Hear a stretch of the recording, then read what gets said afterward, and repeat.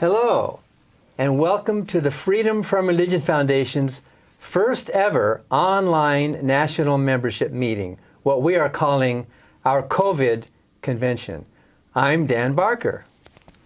And I'm Annie Laurie Gaylor, and we're co-presidents of the Freedom from Religion Foundation. We surely hope that you and your loved ones are safe and secure. Thank you for joining us today. I'm sorry we can't see each other on screen or in person, but there are hundreds of you here. However, I think we can all agree that a pandemic is not the time to surround ourselves with positive people. We were supposed to be seeing you in San Antonio today at our 43rd annual convention.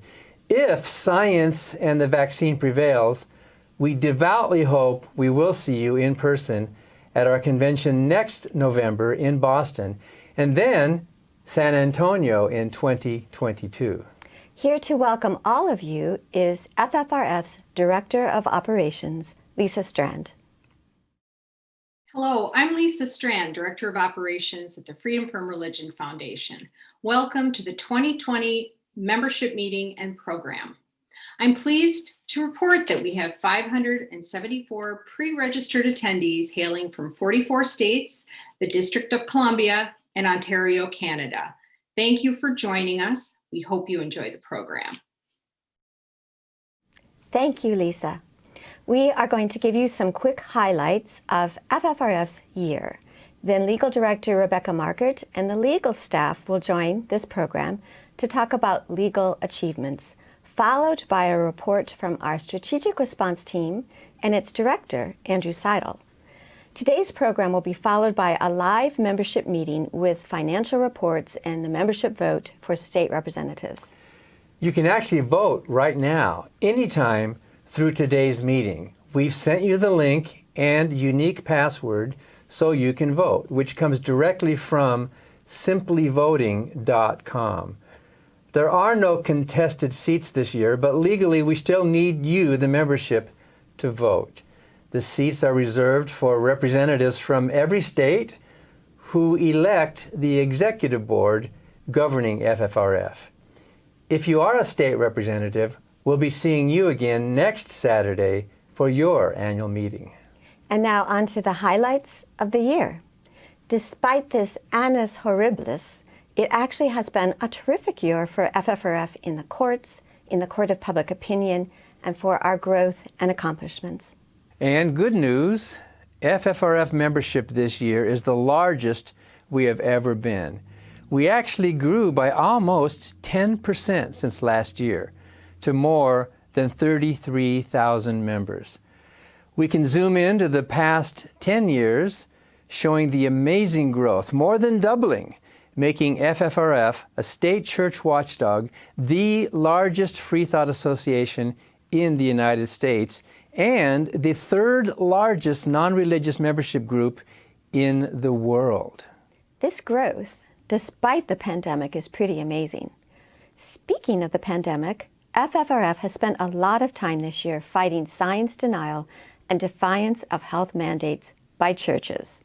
In a few minutes, you'll be hearing more about FFRF's legal efforts, fighting state-church conflicts related to COVID-19. But now, here are some of our educational efforts. Here is a billboard we placed in Denver with the help from our Denver chapter and donor, Monty Cleworth. Dan coined that timely slogan, "Keep social distancing between church and state." And here are FFRF's popular new face masks. Our legal director, Rebecca Markert, models "In Science, I Trust." And our new legal fellow, Joseph McDonald, models our FFRF mask. Speaking of trusting in science, FFRF regularly advertises in Scientific American. Here's one of our ads related to COVID-19. We also ran a full-page ad in May in the New York Times on the National Day of Prayer saying, "We need reason, not prayer, to combat the coronavirus. Irrationality, magical thinking, and superstition have undermined the national effort to combat the COVID-19 pandemic." And although the pandemic forced us to postpone this year's convention, we still gave out some awards. Our Freethinker of the Year award goes to Ben Hart. And here is his acceptance video. Hello, my name is Ben Hart. I live in Independence, Kentucky with my wonderful wife of 64 years, Yvonne Hart. I have been named Freethinker of the Year by the Freedom from Religion Foundation. And this is the nice plaque that they have given me. And it's a beauty. Anyway, I'm very proud to have gotten it. We moved to Independence from Cincinnati, Ohio, just across the river in February of 2016. I applied for the same personalized license plate I had in Ohio for over 12 years, I'm God, with the phrase, one nation under God. I had no trouble getting it in Ohio, so I didn't expect to have any trouble getting it in Kentucky. A week later, I got a letter from the Transportation Department rejecting my request, said it was obscene and vulgar. And of course, I got in touch with the Freedom from Religion Foundation, and they sent a letter telling them they were denying my First Amendment rights, and the Kentucky Transportation Department replied, it wasn't obscene and vulgar, but distracting, and still denied my request. The Freedom from Religion contacted the American Civil Liberties Union in Kentucky, and they agreed to take my case later that year. In November of 2016, the suit was filed in federal court. The BBC picked up the story and it went around the world. In March of 2017, the state filed for dismissal. A full year later, the judge denied the motion. The Washington Post called for an interview. Fox News called for an interview. And thanks to the Freedom from Religion Foundation and the ACLU, I now have the most famous license plate in the world. This is the I'm God license plate that I had in Ohio. Now, the state was given 30 days to appeal, then asked for an extension. Finally, in January, I was told my plate was on its way. I asked it if it had the phrase, "In God We Trust." I was assured it did. Then I went to pick up the plate. It didn't have the phrase on it. I refused the plate. They ordered another one and the phrase with the phrase on it. The following week, I finally got my plate. I'm God with the phrase, "In God We Trust" on it, no charge. I now have the most famous license plate in the world on the front of my Jeep, and the most expensive license plate in the country on the rear. Thanks to Freedom from Religion Foundation and the Kentucky American Civil Liberties Union, the state had to pay $150,000 in attorney's fees to deny me my rights. And that, my friends, shows the power our Freedom from Religion Foundation has. And for those who are wondering, I'm not the God of the Bible. That's the guy who drowned all the babies in the world. I'm the God of the dictionary. The American Heritage Dictionary has 6 definitions for God. Number 5 is a very handsome man. And my wife says I'm a very handsome man, and nobody argues with my wife. We're also delighted to announce that the Henry Zumach Freedom from Religious Fundamentalism Award of $10,000 this year has gone to Nate Phelps, son of Fred Phelps, the notorious Westboro Baptist hate preacher. Nate's very touching article about his journey escaping that upbringing into atheism is published in the current issue of Free Thought Today. Finally, we were honored to give this year's Clarence Darrow Award to the legendary Hollywood actor Ed Asner. You know him as Lou Grant, or as Santa in the movie Elf, or the main character in the movie Up. Ed Asner is an open agnostic. Here is his acceptance speech. This is a beautiful award. My God, is it beautiful. He is so embodied here. And being a Junkman's son, I can tell you, this is good metal. This is fine metal. You can't get better metal than this unless you go to gold and silver and titanium, I suppose. But we won't go there. That's dross, because this comes from the heart. This is Clarence Darrow. I was with your group in Wisconsin, and I felt the same way there that I feel with you now. You are brave, wonderful people so essential to a democracy such as America, which needs you badly. It's not easy to challenge religion in America, but it's most necessary, very necessary. And I want to say that as Darrow, who I played in The Scopes Trial, which I toured with for a few years there, and as he put it so bluntly, he said, the most humane thing we can do is to comfort the afflicted and afflict the comfortable. Keep doing it. You're setting a great example for all freedom lovers. Thank you. Now, let's talk about you, our 33,000 plus FFRF members. We surveyed you this year, and 12,000 of you responded. We learned you are an educated bunch. 80% of you have at least one four-year degree. 18% of you are in the teaching profession or retired from it. More than 20% have served in the U.S. military. Most of you favor the term atheist.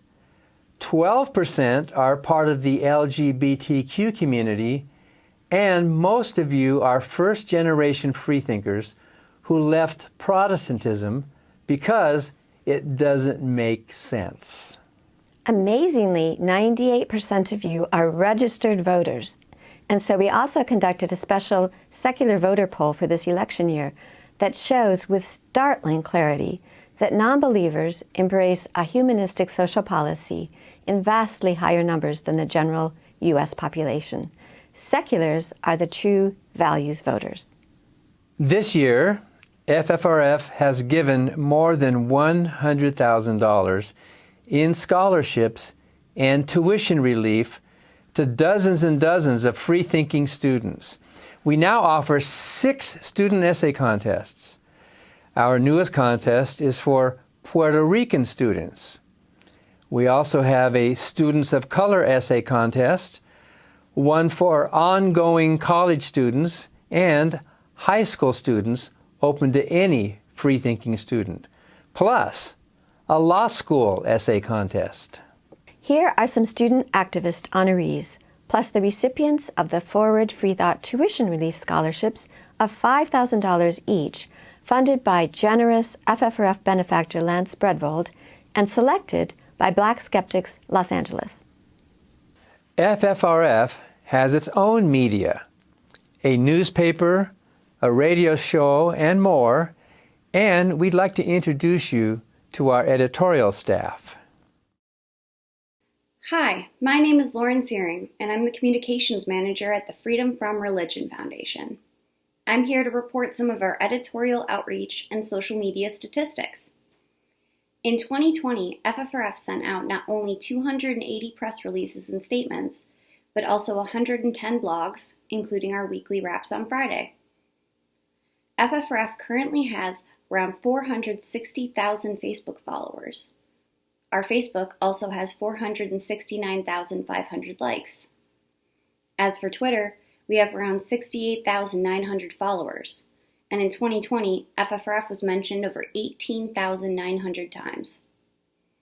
Moving on to our YouTube channel, we have released about 60 videos this year, including our TV show Free Thought Matters and our Facebook Live program, Ask an Atheist. FFRF's YouTube channel has around 32,500 subscribers.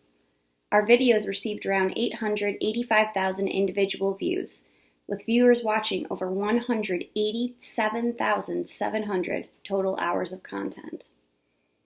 FFRF was mentioned in the news, both online and print articles, over 1,100 times. We have also been featured 45 times in television news stories across the country.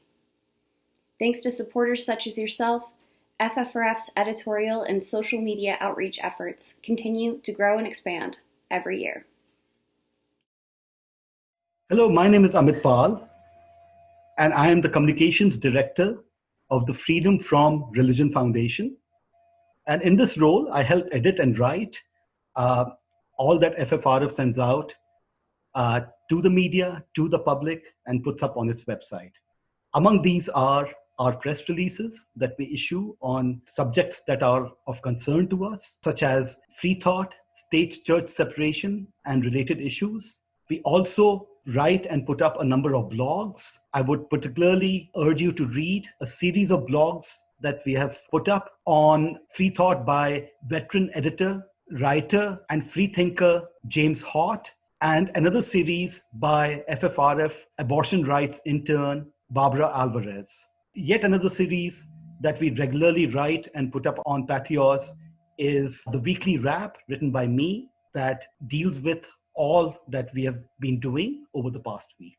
We also sent out and got published in papers all over the country and on the web op-eds on matters of urgent importance. Andrew Seidel, who is FFRF's Director of Strategy, has a series on religion dispatches. And in our hometown paper in Madison, Wisconsin, we've gotten a number of op-eds published over the past year, and letters and op-eds in other papers, from the New York Post to the Knoxville, Tennessee paper, on issues that were of urgent and topical concern. So I would urge you all to read these if you find the time, and thank you so much. And it's such a pleasure to handle communications for the Freedom from Religion Foundation. And here's a sample of TV coverage of FFRF complaints. This one is out of La Crosse, Wisconsin, about a particularly egregious case of partisan politicking by a Catholic priest that we complained about. Well, a video by Father James Altman, a priest at St. James the Less Catholic Church in La Crosse, is getting a lot of mixed reactions by those who have seen it. It's already been viewed some 400,000 times, and the video shows Father Altman making claims against the Democratic Party. And among other things, also claims that you cannot be a Democrat and also be Catholic. And now the Freedom from Religion Foundation has filed a complaint about this activity with the IRS because nonprofits like churches are prohibited from directly or indirectly making statements or participating in political campaigns. It's a violation of the IRS code for churches or other tax-exempt nonprofits to engage in partisan politicking. But in this case, Father Altman, I think, is enraging a lot of people. Not only did he seem to film this in a church, so it makes it look like the church is endorsing it, but he was telling his fellow Catholics, if you don't vote the way I want you to, you're going to go to hell. Well, Gaylor also pointed out that the La Crosse Diocese has already condemned the video, but Gaylor wants the IRS to investigate diocesan ties to it, including who paid for the video.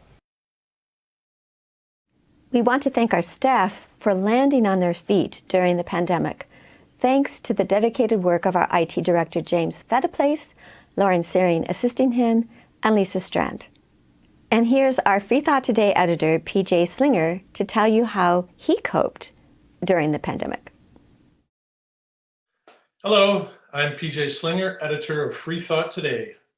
Working from home certainly has its challenges, but so far we have yet to miss a deadline, so you're getting your paper on time every month. The biggest challenge, I think, is coordinating everything with FFRF's graphic designer, Roger DeLeyden, who puts the stories on the pages. When we were in the office, it was a lot easier because I could always go over and look over his shoulder while he was working on something. But now working remotely, me at my house and Roger at his, we don't have that opportunity. So now if he's in the newspaper file, I can't go in it. And if I do, only bad things happen, as we found out. So we've learned the hard way, but now we've become much more diligent in letting each other know who's in the paper at what time. And that's really streamlined things for us. The other disadvantage is getting proofs to the people who edit the pages after I'm done, such as Annie Laurie Gaylor and Dan Barker and Amit Pal. So I actually have to go to the office and make those printouts because they come on big sheets of paper like this that I don't have the ability to do at home. So I go there, and luckily everybody's house is between the office and my house. So I just drop them off and come back a few days later and pick them up after they've done editing. Then I bring it back to the office, make those changes, assuming Roger isn't in the file, and there you have it. Barbara Alvarez is FFRF's first Ann Nickel-Gaylor reproductive rights intern, and she has written many wonderful blogs, as has retired newspaper editor Jim Hott. And this is our other graphic artist, Jake Swenson, whose creative work you're seeing a lot of today. And he also designed the new 2021 Famous Freethinkers calendar. And here's our store manager, Astoria Goldsby, with some show and tell of new products. Hello, Astoria here, the store manager at FFRF, and I'm here to tell you about a new product we brought in. They come out of Neenah, Wisconsin, and we have mugs from Sunset Hill Stoneware. If you're familiar, then you already know how great these mugs are. But if you're not, they are oven safe, microwave safe, and dishwasher safe. We have two new mugs for you. The Unabashed, which is in burnt red and is 14 ounces. And then we have the Freethinker Pansy, which is 12 ounces. And while it looks really blue on camera, it does have flecks of sand in there. So kind of looks like water that splashed up on a beach. Very pretty, very well-made mugs. They are handcrafted. So while I'm showing you this one, if you bought one, it wouldn't look exactly like this. It would look very similar, but no two mugs are the same. So they're kind of like snowflakes, and they are much sturdier and will last much longer than snow, hopefully. So when you pour hot liquids into these mugs, their handles will stay cool to touch, and that is on both of them. So as long as you hold them like this while you have hot liquids in, you won't burn your hands. So yeah, those are our two mugs. Thank you for joining me, and I hope all of you stay safe and have a great day. Bye now. You should be receiving FFRF's Fall-Winter Catalog soon, if you haven't already, put together by Roger, where our staff serve as the real models. Among those real-life models is our Director of First Impressions and Donor Relations, Lisa Troy, an artist whose jewelry, painted birdhouses, and this pansy t-shirt are featured at FFRF's shop. You'll be meeting our legal staff shortly, but we also want to introduce you to some of our other administrative staff. Membership Manager Jackie Douglas, Program Assistant Christina DeLayden, and Bookkeeper Eleanor McEntee. And two employees who are behind the camera and out of sight right now, almost never seen, is Bruce Johnson, our Multimedia Director, and our honorary staff member, Buzz Kemper, who is doing the audio. Bruce has put together short highlight clips from FFRF's TV show, Free Thought Matters.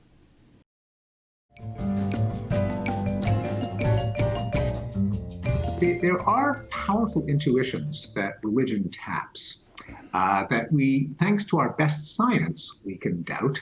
It's understandable that our ancestors believed them. They didn't know any better. So one of them is the argument for design, for example, the fact that living things are made out of organs like the eyeball and the heart that just seem exquisitely designed to carry something out. And it's natural to assume, well, if they show signs of design, there must have been a designer. The opposition to abortion is religion-based. And to the extent that public law endorses that stance of opposition and makes abortion harder, if not impossible, to get, that is a privileging of religion. But the Supreme Court has never been willing to acknowledge that. It's obvious to anybody. So we the people formed a nation and the Bill of Rights ensures I'm free to practice my religion and you're free to practice mine. Christianity is embedded in laws and Supreme Court decisions, lower court decisions, and our societal structures today. And they have such deep roots. So, for example, the idea of American exceptionalism today really goes back to the idea of manifest destiny. The way you wear your hat, the way you sip your tea, the memory of all that. No, darling, they can't take that away from me. Crises have a way of exposing both the best and the worst, and this pandemic is no different. As secularists, these last few months have shown with brutal clarity that the future does not and cannot belong to the liars, the magical thinkers, the bloviators, the science deniers. Oh, I find it easy to stay optimistic. Remember, I was born and raised in a city where I had to go to segregated schools. That's no longer the case. Once he was in the foxhole of terminal illness, he did not suddenly change his mind about his views. He became stronger in them, actually. And for Bonnie, Annie, Laurie, I'd lay me down and deep. Thank you. That was beautiful. Okay, but she's already married, you know. She's. Get your hands off her. And here are some highlights from this year's Facebook Live program, FFRF's Ask an Atheist.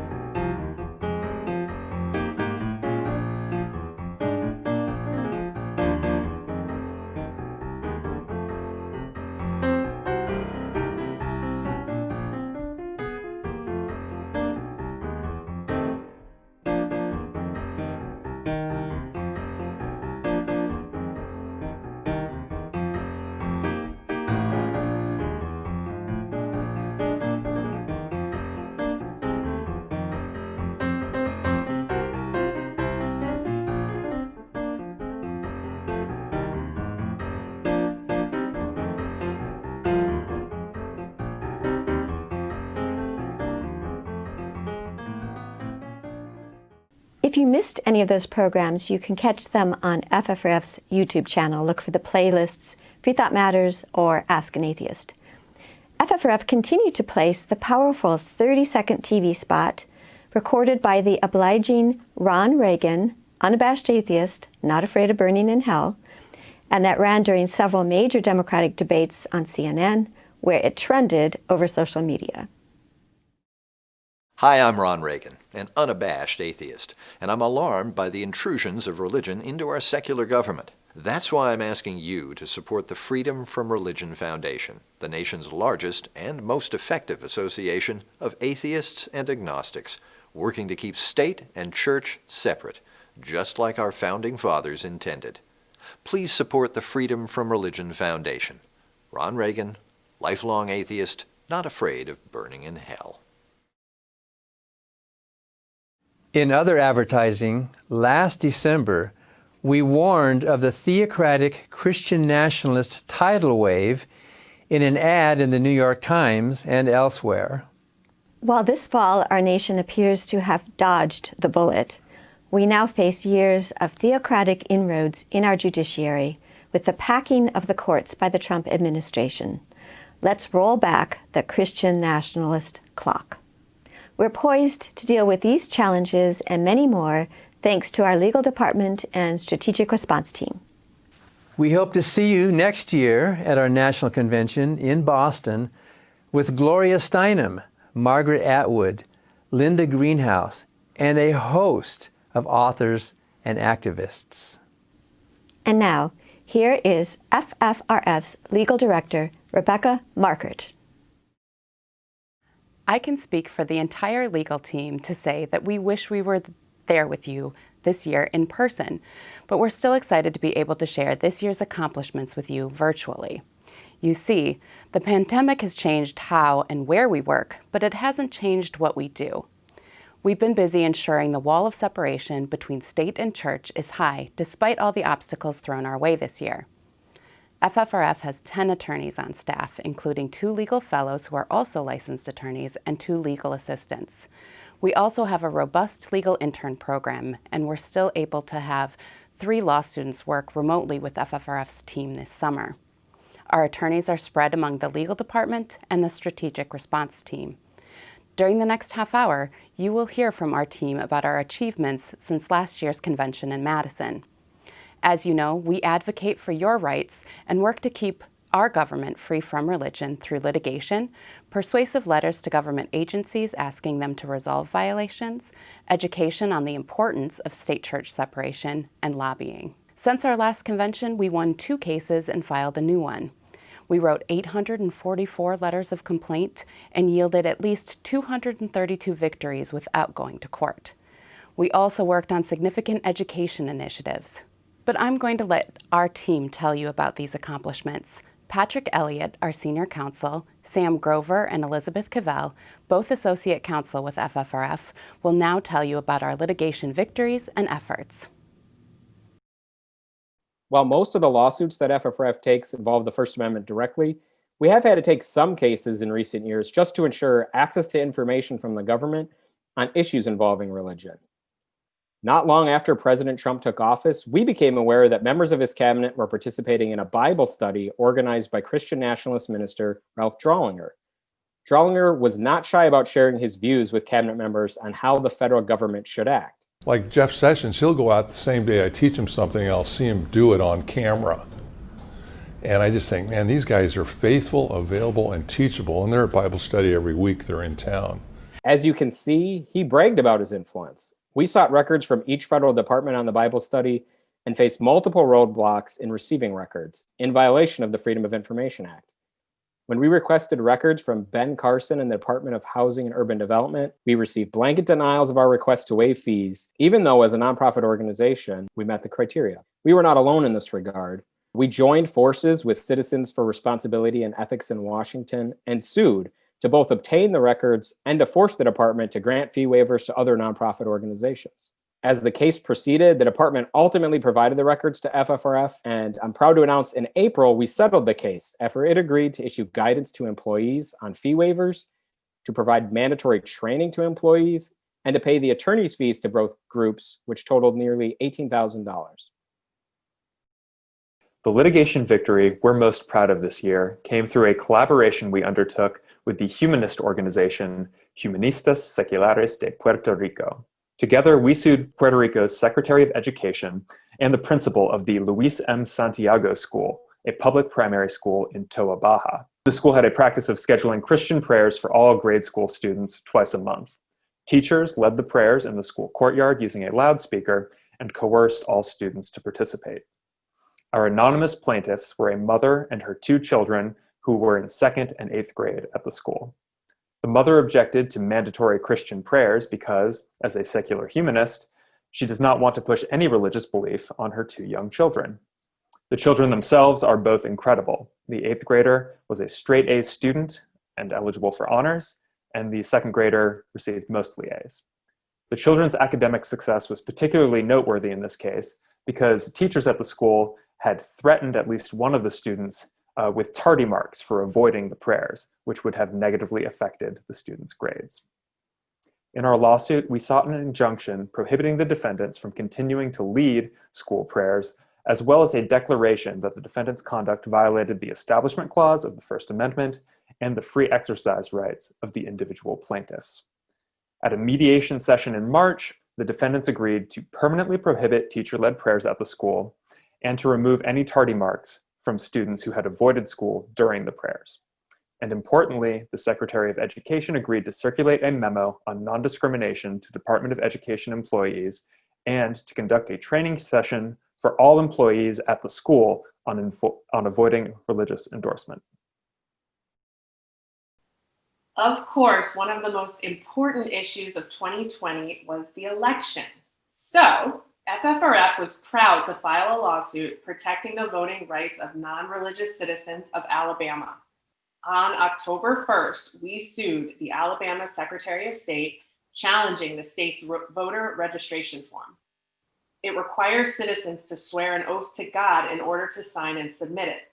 Our lead plaintiff is an Alabama resident who contacted the Secretary of State's office to ask how to submit his voter registration form without swearing a religious oath. He was told by the state there is no alternative, the oath could not be crossed out, and that he must sign the form swearing, "So help me God," or else his voter registration would be rejected. No citizen should have to violate their conscience in order to exercise their right to vote.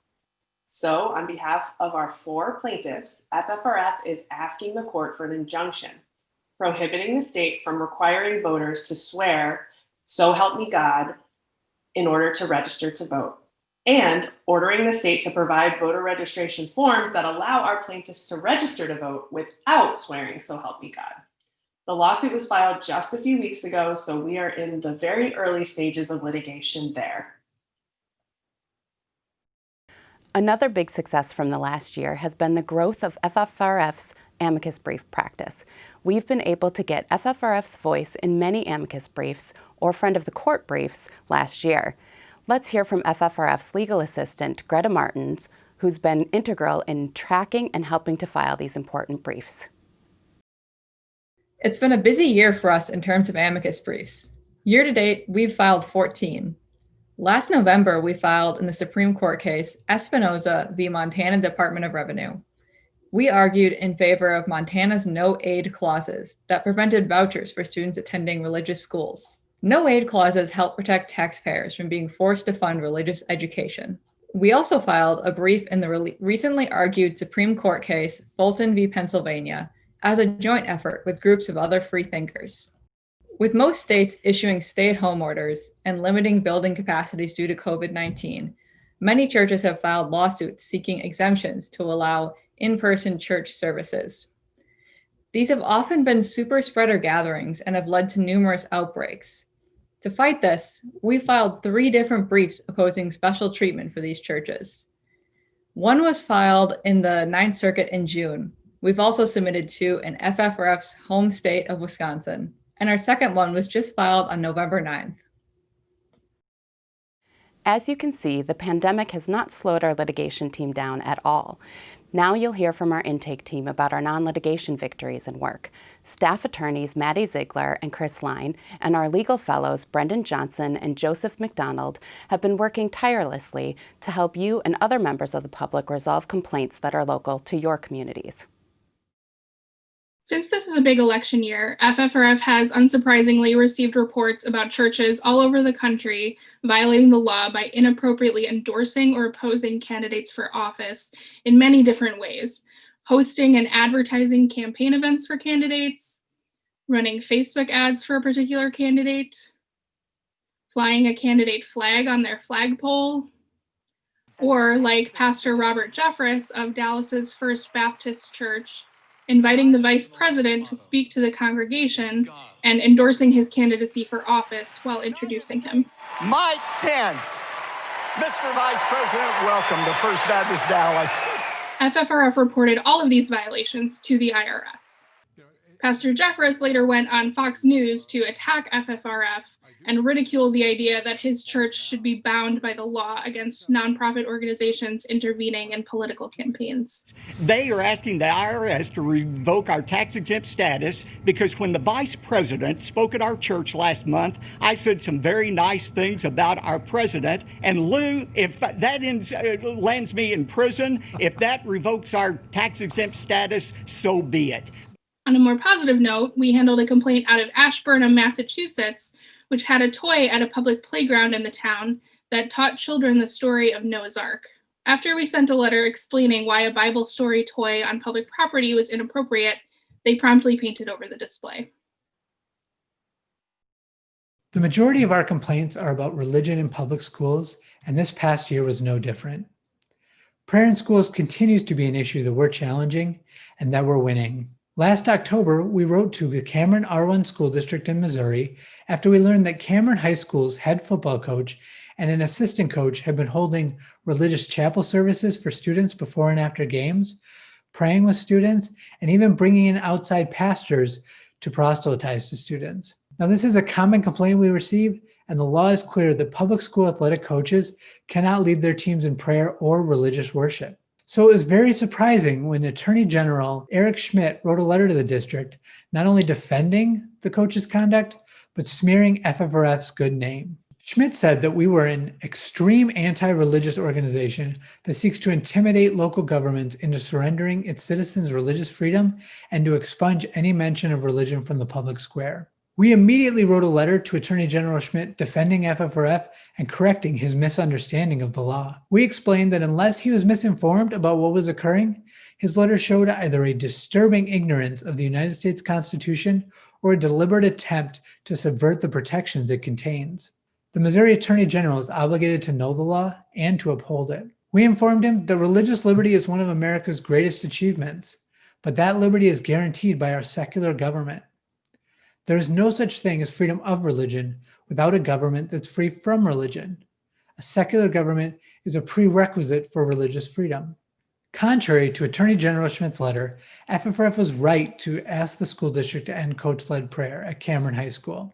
We will always stand up for the Constitution and the rights of public school students to be free from government-imposed proselytizing. And in the end, the district agreed. The superintendent informed us that school employees were instructed not to lead students in prayer, initiate a prayer with students, or cause a student to initiate prayer. We also deal with government-sponsored proselytizing that's not school-related. For example, last March, a concerned attorney reported that a municipal judge in Oklahoma was giving juvenile offenders the choice to memorize chapters from the Bible and 10 Commandments in lieu of either paying fines or doing community service. Now, we immediately filed an ethics complaint with the Oklahoma Council on Judicial Complaints, and after just a short investigation, we were informed that any option for offenders to select memorization over another form of punishment will exclusively feature secular texts for such memorization. Religious materials will no longer be an option. Around the country, we've seen a rise in attempts to insert religion into our government institution in subtle ways. For example, in an effort to get citizens more closely associating government with religious expression, we've seen prayer lockers, which are boxes intended to encourage submission of prayer requests from religious groups, installed in schools and courthouses. This year, we've been able to get several of these lockers removed. For example, in Prairie Land, Texas, about 2 hours northeast of Dallas, we wrote to get one removed from a public school. Again, in Preston County schools in West Virginia, we received a complaint that there was an overtly Christian prayer locker up in a local middle school. We wrote to them, and after receiving an angry letter from the principal, we were able to convince the superintendent that it needed to come down. Again, in Alamo City schools, we had another issue. We've seen a lot of pandemic-related religious pandering. As you can see, the pandemic has made the religious community so brazen that it thought this post on an official school media page urging the community to do your part, park and pray every day, was constitutional.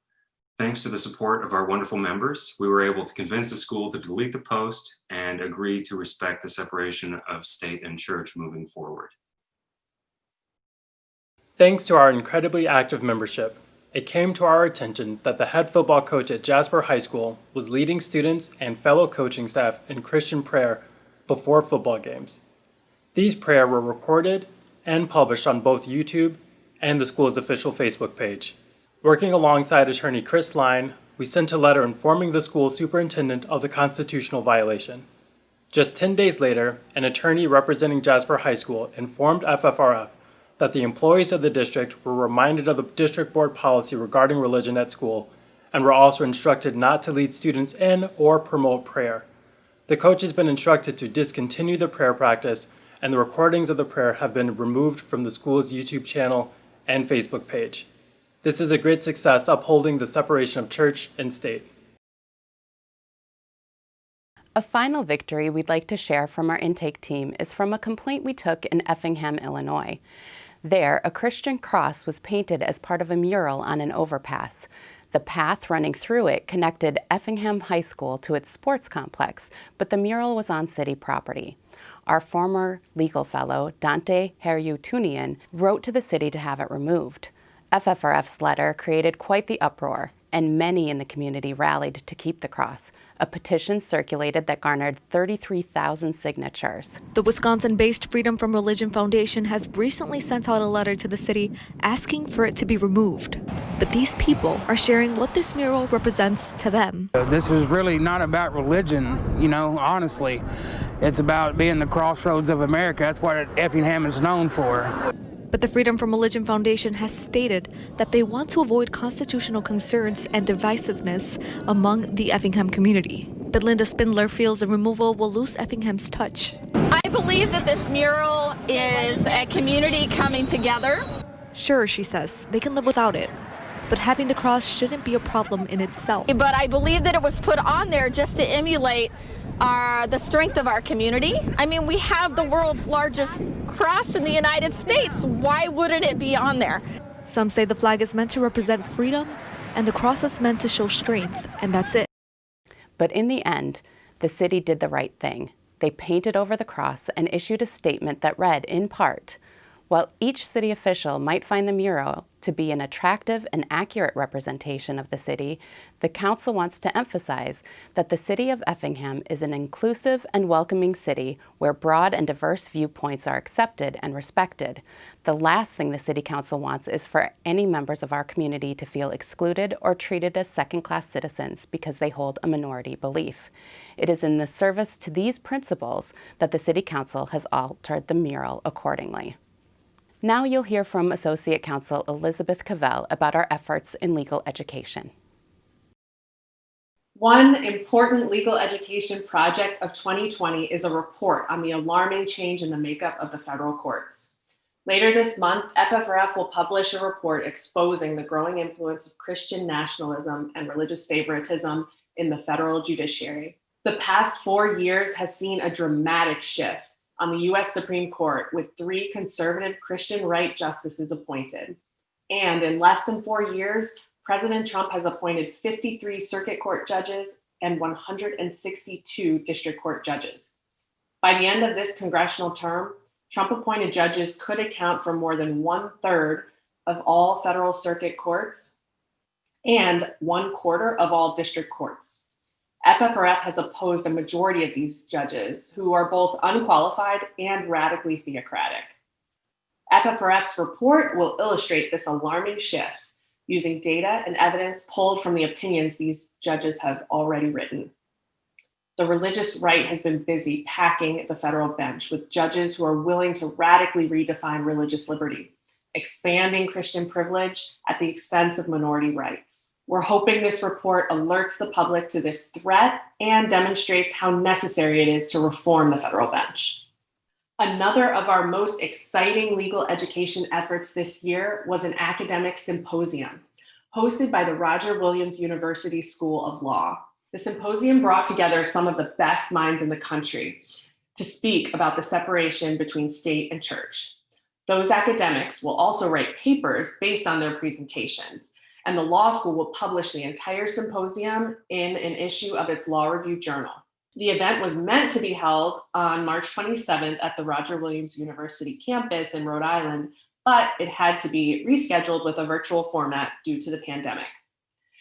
FFRF's legal team brought the symposium to fruition, and FFRF underwrote its costs. We were proud to support the building of thoughtful and historical scholarship around state church issues. That's just a snippet of what FFRF's legal team has done for you this past year.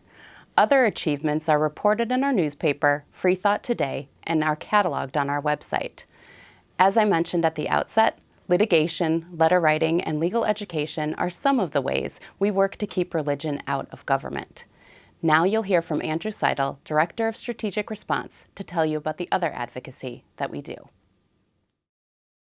The strategic response team just turned 3 years old, and it has been a long 3 years. SRT is a mix between legal, communications, editorial, and membership services. Going virtual didn't stop SRT. Both our workload and our output increased. We sent out 15% more action alerts and 58% more statements, press releases, and other announcements, many driven by SRT work. We also created a new resource, Secular Activism in the Time of Coronavirus. This is a hub with updated data on how churches are spreading the pandemic, talking points for debating the issue, and a memo for government officials explaining that religious freedom does not include the right to risk other people's lives. SRT is tasked with shaping public opinion with articles and editorials, and working to stop imminent violations with legal letters. We're in charge of lobbying the federal government. Mark, our Director of Governmental Affairs, is going to talk about that. Herding cats, which is to say harnessing the power of our 33,000 members to shape public policy. Bailey, our communications specialist, will talk about that. Lobbying and tracking and analyzing and educating about legislation in the states, which Ryan, the full-time SRT attorney, is going to talk about. Shaping public opinion often involves wading into the news cycle to drive the public debate for FFRF. Since the last convention, we sent 58 statements for FFRF, up from 40, on a variety of issues, from Paula White calling for all satanic pregnancies to miscarry, to the coronavirus and churches violating health regulations. These often require speed, and SRT regularly gets drafts to the communications team in less than an hour. We sent out 52 rapid letters. We wrote 42 press releases for FFRF on legal and legislative issues. And then we did another 39 articles, op-eds, blogs, and letters to the editor. This is a downtick from the 55 we did last year for two reasons, primarily because the entire country was at home and outlets were flooded with content. Now, Mark, Bailey, and then Ryan are going to tell you about our other work.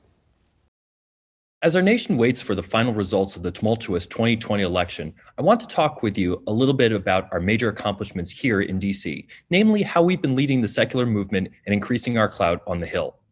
A key area for our increased presence on the Hill this year has been leading numerous projects that the Congressional Free Thought Caucus has championed. This year, with FFRF's urging and assistance, the Congressional Free Thought Caucus has effectively used the appropriations process to deny funding for regulations and entities within departments that seek to discriminate using the guise of religious liberty. We've also opposed Christian nationalist judges like Justin Walker. We opposed Secretary of State Mike Pompeo's Commission on Unalienable Rights and its Christian nationalist report. And then the caucus has also hosted national and international leaders such as Bana Ahmed and Catherine Stewart. We've got more big names coming up in the future, so please stay tuned.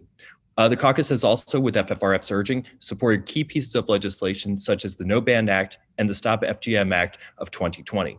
FFRF has also hosted Congressional Free Thought Caucus members on Free Thought Matters and Free Thought Radio, which including Representatives Huffman, Raskin, Bocan, and Holmes Norton. In the upcoming Congress, we hope to do more and we'll work to expand the caucus. We've also been busy legislatively too. The Do No Harm Act, which ensures that the Religious Freedom Restoration Act can't be used to discriminate, continues to move forward. The bill had a hearing in the House, and FFRF was the leading organization to obtain its 200 plus co-sponsors. The Do No Harm Act is primed to move in the next Congress. Most of our key bills have also passed out of the House or House committee, including the Stop FGM Act of 2020, which prohibits female genital mutilation, the Equality Act, which prohibits discrimination based on sex, sexual orientation, and gender identity, the Scientific Integrity Act, which prevents political appointees from meddling in publicly funded scientific research. The No Ban Act eliminates the Muslim ban, which could easily be turned against atheists abroad. And of course, there's the blasphemy resolution as well. With a new administration, we plan to see numerous Trump administration rules, executive orders, guidances, and commissions rolled back. On judicial nominations, we've joined the prestigious Leadership Conference on Civil and Human Rights. We've teamed up with them to fight against Amy Coney Barrett and Christian nationalist judges like Justin Walker. One of my proudest moments during the fight on Justin Walker was when Senator Hirono picked up the cause of separation of state and church as her own. No matter what the results of the election, we are fully ready for all scenarios to advance and secure the separation of state and church, thanks to your help and strong support of this program and our mission. Thank you so much. FFRF uses action alerts to mobilize our 32,000 members to amplify important messages on critical secular issues. From supporting or opposing federal and state legislation to voting on ballot propositions in local elections and submitting comments on federal regulations, FFRF members and supporters have refused to sit quietly on the sidelines. Last year, we sent 121 action alerts and more than 15,000 members contacted their legislators more than 125,000 times, including making nearly 1,000 phone calls. We're so grateful that we have such a determined and energetic membership and so proud of this activism. And we know it works. Legislative offices tally calls and emails received in favor of or in opposition to legislation, so speaking out as a secular voter really does make a difference. Even if you live in a staunchly conservative area, it's still crucial that we don't allow theocratic lawmakers to claim a mandate on these issues on your behalf. Thank you so much to everyone who's taken any sort of action in the last year, and keep an eye out for more opportunities in the future. This year saw a flurry of legislative activity all over the country. Overall, we tracked a total of 493 bills this year. These include good bills and bad, but most of these are bad bills that we were trying to stop from becoming bad laws. Only 154 of the bills we tracked, or 31%, were bills that we supported. Of the 500 or so total bills we tracked this year, here are the top 10 issue areas. The most common state church adjacent bills around the country this year were threats to LGBTQ rights. For instance, bills to allow religious healthcare workers to refuse to treat transgender people, followed by threats to reproductive rights, such as so-called heartbeat abortion bans that are unconstitutional, often deliberately so, and are passed with the hope that they will be challenged to give Christian nationalist judges the chance to change the rules, including Roe v. Wade. Fortunately, most of these bad bills do not become laws. Only 7.8% of the bad bills we tracked are now laws. Good bills also have had a small chance of passing, unfortunately. As Bailey explained, your response to our action alerts helped us defeat these bad bills. Here are just a couple examples of bills that were beat back after you took action to oppose them. In California and Wisconsin, we helped to stop bills that would have treated churches more favorably than secular nonprofits.